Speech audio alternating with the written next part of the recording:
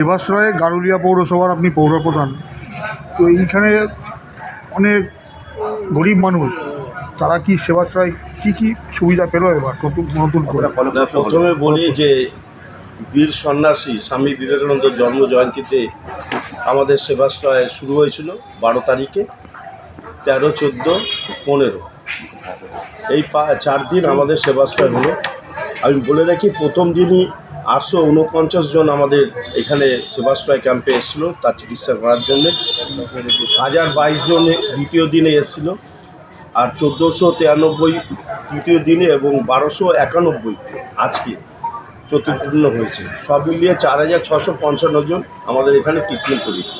সেটা হচ্ছে রেজিস্ট্রেশন করিয়ে।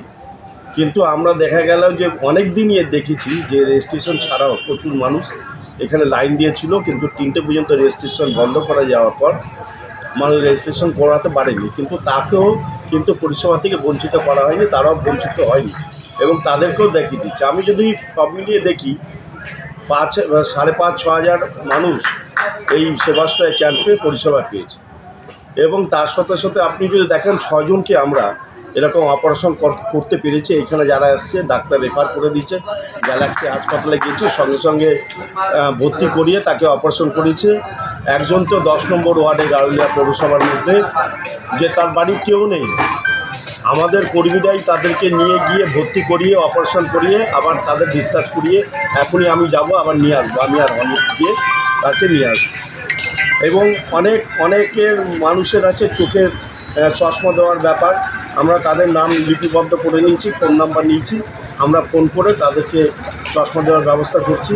এবং অনেকের চোখের অপারেশনের ব্যাপার আছে, যেখানে আমরা সবাইকে কালেক্ট করে এক জায়গায় ফোন নাম্বার তাদের রাখা আছে, কবে আমরা অপারেশন করাবো সেই ডেটটা দিয়ে তাদেরকে আমরাই নিয়ে যাব এবং আমরাই অপারেশন করে বাড়িতে পৌঁছে দেবো।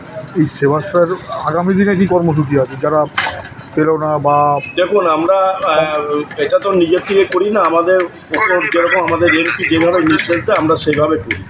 যেহেতু এমপি এবার আমাদের নির্দেশ দিল সেবাশ্রয় ক্যাম্প করতে হবে নোয়াপাড়া বিধানসভা তথা বারাকপুরের মধ্যে।